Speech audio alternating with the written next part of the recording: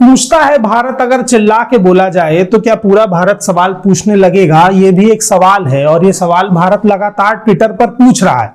Twitter पर लगातार अर्नब गोस्वामी और रिपब्लिक भारत की जो पत्रकारिता है, जिसे थर्ड क्लास जर्नलिज्म भी कह सकते हैं, जिसे लाउड स्पीकर जर्नलिज्म भी कह सकते हैं, जिसे नौटंकी जर्नलिज्म भी कह सकते हैं, अगर उन सब पर पब्लिक सवाल पूछ रही है तो रिपब्लिक भारत उनका जवाब नहीं दे पा रहा है। पिछले 3 महीने में सुशांत के अलावा रिपब्लिक भारत किसी और मुद्दे पर बहस नहीं कर पाया है। ऐसा क्यों है? क्या मीडिया इतना कमजोर है कि वो बलात्कार, किसान और बेरोजगारी से जुड़े मुद्दों पर सवाल नहीं कर पाता है?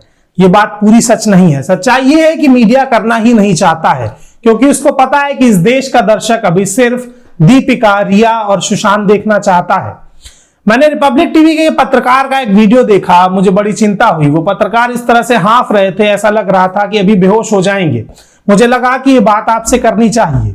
पत्रकारों को दौड़ना बंद कर देना चाहिए। दौड़ते हुए पत्रकार बड़े कमजोर लगते हैं। क्या खबरें भाग रही होती हैं? खबरें तो ठहरी हुई होती हैं। खबरें कमजोर होती हैं और कमजोर खबरें एक जगह ठहर जाती हैं। लेकिन भागती गाड़ी के पीछे अगर पत्रकार भाग रहे हैं तो वो खबर नहीं है, वो सनसनी है। उसे जबरदस्ती खबर बनाकर पेश किया जा रहा है कि वो काली वाली गाड़ी, लाल वाली गाड़ी और तमाम गाड़ियों के पीछे की खबर क्या है, ये आपको भी पता है। बंद शीशे के भीतर से तेज चीख कर पूछे गए सवाल को क्या उस आदमी से सुना होगा जिससे सवाल किया जा रहा है? अगर उसने नहीं सुना तो ये सवाल किसको सुनाने के लिए था? क्योंकि जवाब तो नहीं मिला। अगर सवाल आपको सुनाने के लिए था तो जवाब देने वाला कौन है?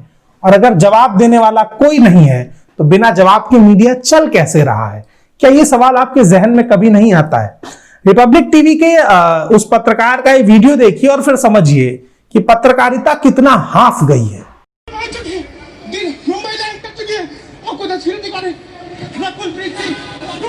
क्यों भाग रहे हैं? तो कहीं ना कहीं एक्सक्लूसिव तस्वीरें रिपब्लिक टीवी ने आपको दिखाई। रकुल जो है वो मुंबई पहुंच चुकी है। हमने उससे पूछा कि वो एनसीपी से क्यों भाग रही है।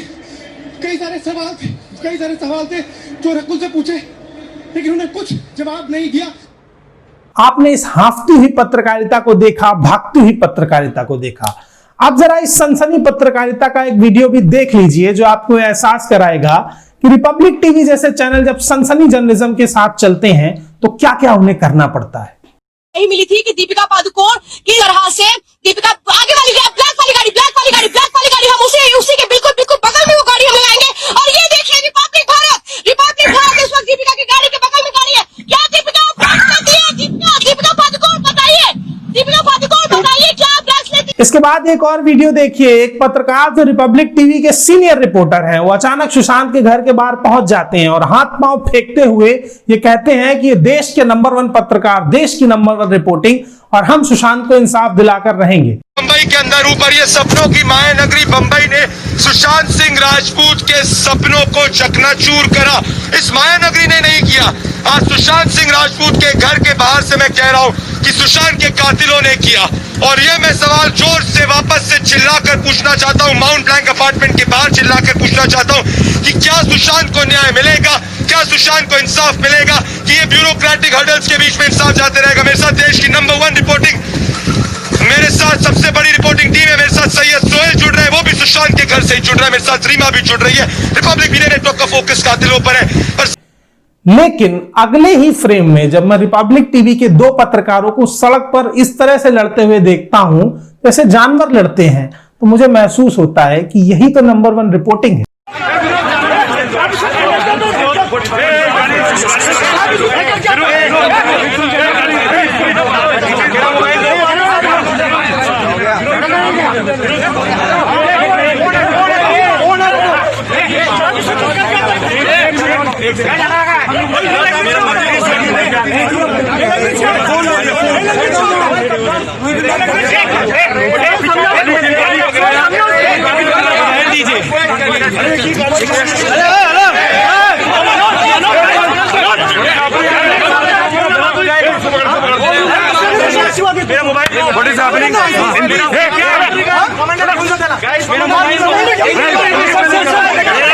अब मसला यह है कि चिल्लाने वाली पत्रकारिता के कंपैरिजन में शांति से सवाल पूछने वाली पत्रकारिता विलुप्त हो रही है और हो सकता है धीरे धीरे खो भी जाए, कुछ गिने चुने पत्रकार बचे हैं जो चुप रहकर, शांत रहकर सतही पत्रकारिता कर रहे हैं। कुछ गिने चुने पत्रकार बचे हैं जो शालीन भाषा में सवाल कर पा रहे हैं, और बहुत संख्या में वो पत्रकार हैं जो गले में लाउडस्पीकर फिट करके पत्रकारिता कर रहे हैं।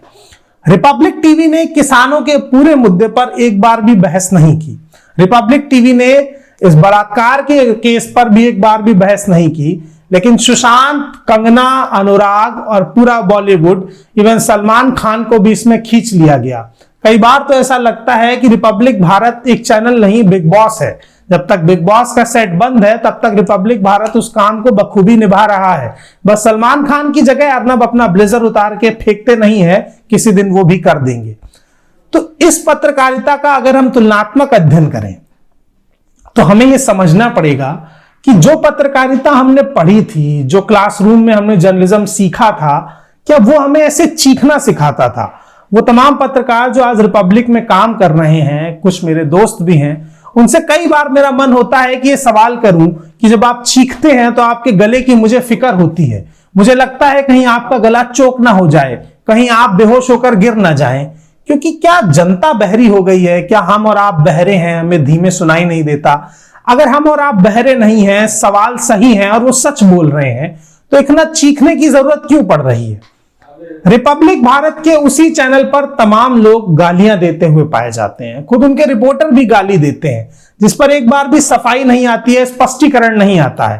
लेकिन किसी और के मुंह के सामने माइक लगाकर इतनी तेज से चीखना कि सवाल ही सुनाई दे, और जब वो जवाब देने की कोशिश करे तो फिर से चीखने लगना, ये टीआरपी पैदा करने का एक जरिया है, जहां सवाल का जवाब तो नहीं मिलता है, लेकिन असल सवाल से भटकाकर आपको मीलों दूर खड़ा कर दिया जाता है, और वहां खड़े होकर आप सोच रहे होते हैं कि मैं किस विषय पर बात करने आया था और बहस का मुद्दा क्या था। अगर इसी तरीके की तमाम पत्रकारिता आप देखते रहेंगे तो आने वाले दौर में आप मानसिक विकारित पत्रकारिता देखेंगे, एक मंदबुद्धि पत्रकारिता देखेंगे, जिसका उद्देश्य जनता के मुद्दों को उठाना बिल्कुल नहीं होगा। अगर रिपब्लिक भारत को बॉलीवुड जर्नलिज्म का अवार्ड दे दिया जाए तो मेरे हिसाब से गलती नहीं होगी। एक लाउड स्पीकर जर्नलिज्म का अवार्ड बनाया जाना चाहिए, जिसे रिपब्लिक भारत को दिया जाना चाहिए, और उसको देख करके चीख कर चिल्ला करके पत्रकारिता करने वाले तमाम संस्थानों को भी दिया जाना चाहिए। लेकिन ये बात आपको याद रखनी चाहिए कि मीडिया का काम सिर्फ चीख कर सवाल करना नहीं था, बल्कि सच को सामने लाना भी था और सरकार से सवाल करना था। सरकार सिर्फ महाराष्ट्र में नहीं है, सरकार देश के हर राज्य में है, और इस देश की सरकार भी है। अगर रिपब्लिक भारत प्रधानमंत्री मोदी योगी आदित्यनाथ से सवाल नहीं पूछ पा रहा है तो आप समझ जाइए कि पत्रकारिता में दलाली की प्रतिशतता कितनी है और सवालों की कितनी है। तब तक के लिए बोलतंत्र के साथ बने रहिए, और लाउड स्पीकर जर्नलिज्म से थोड़ा हटकर कुछ अलग देखना चाहते हैं तो चैनल को सब्सक्राइब कीजिए, बेल आइकन दबाइए, और अगर आप अर्नब गोस्वामी को देखना चाहते हैं तो देखिए, क्योंकि पत्रकारिता के तो कई रूप होते हैं। धन्यवाद।